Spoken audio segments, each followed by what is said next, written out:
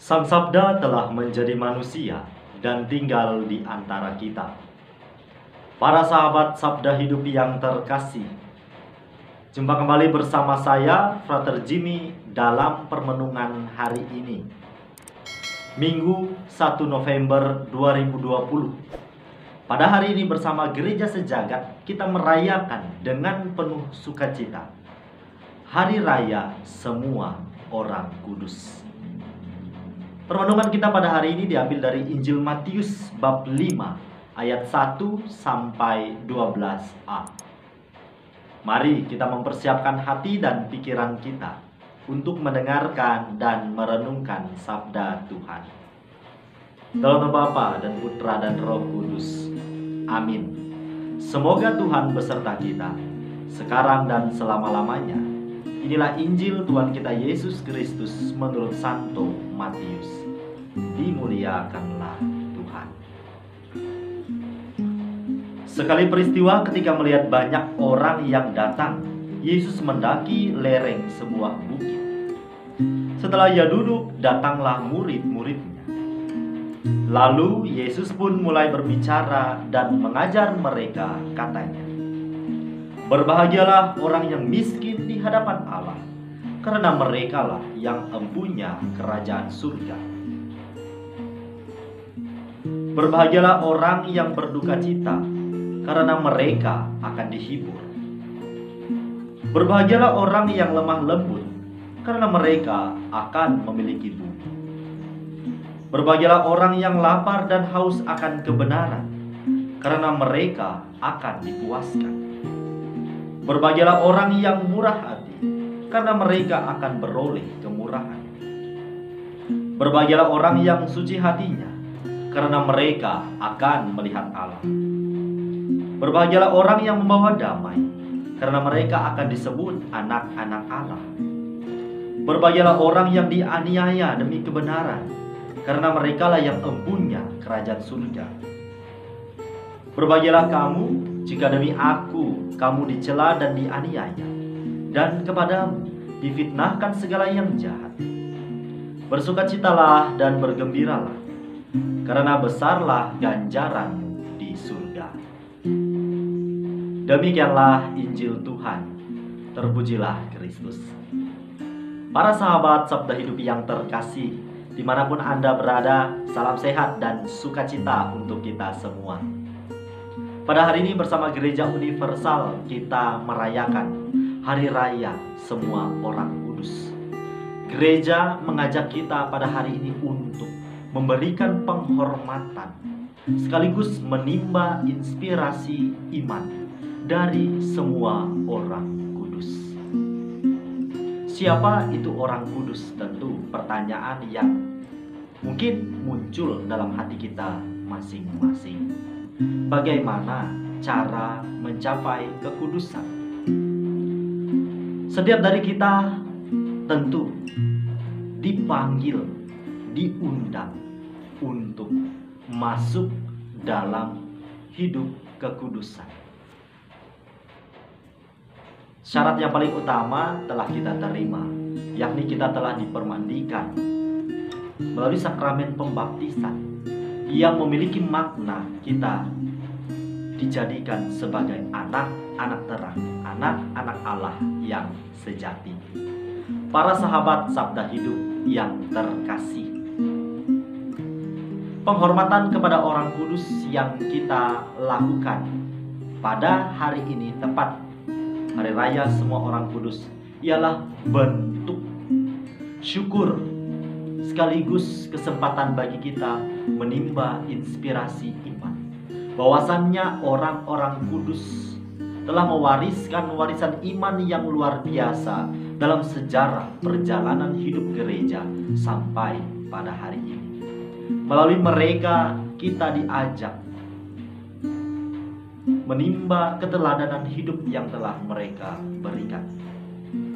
Keteladanan hidup seperti apa? Persis seperti yang Yesus sabdakan dalam Injil pada hari ini, bahwa orang-orang kudus ini telah hidup seturut dengan apa yang menjadi bunyi dari sabda bahagia yang disampaikan Yesus dalam Injil pada hari ini. Bahwa orang-orang kudus ini setia bergumul dalam peziaran hidup mereka. Mereka setia memperjuangkan imannya, kendati pun mereka dicela, dianiaya, disiksa. Bahkan tidak sedikit orang kudus dalam perjalanan gereja yang mempertaruhkan nyawanya, yang rela kehilangan nyawanya demi menjaga kesetiaan imannya. Para sahabat Sabda Hidup yang terkasih, dari perayaan yang penuh syukur pada hari ini, mari kita telisik hati kita masing-masing. Apakah hidup kita sampai detik ini sudah berada pada jalan menuju semangat hidup yang penuh dengan kekudusan? Syarat menjadi kudus tentu apabila kita menimba dari Injil pada hari ini. Yang pertama, miskin di hadapan Allah.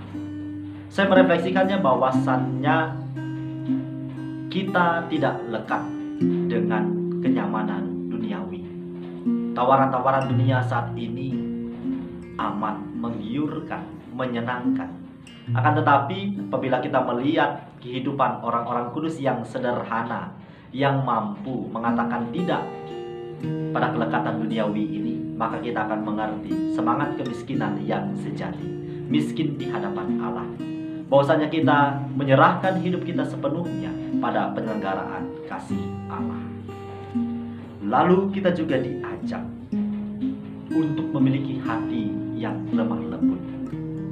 Semua orang kudus dalam perjalanan gereja terkenal dengan kemurahan hati yang tiada bandingnya. Memiliki hati yang lemah lembut, peduli, penuh kasih terhadap sesama.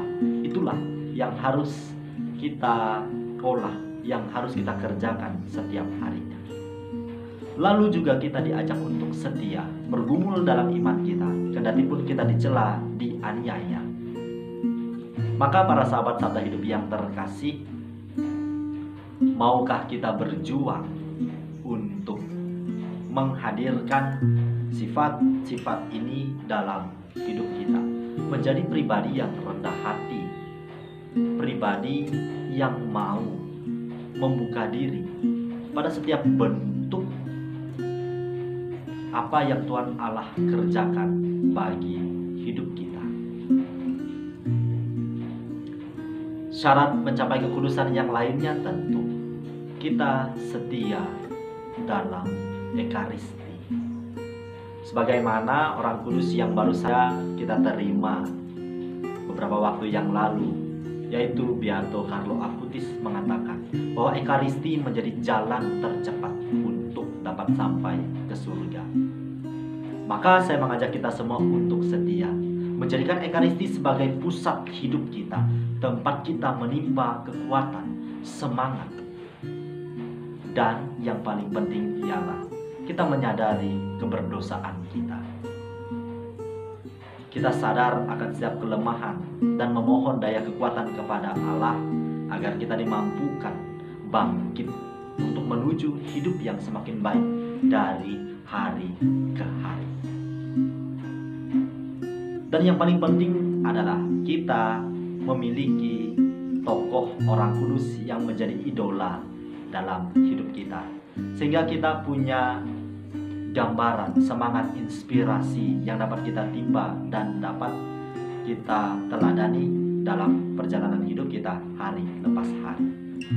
Semoga melalui perayaan Hari Raya Semua Orang Kudus pada hari ini, iman kita semakin diteguhkan dan kita semakin mendapat inspirasi iman yang kian mendalam.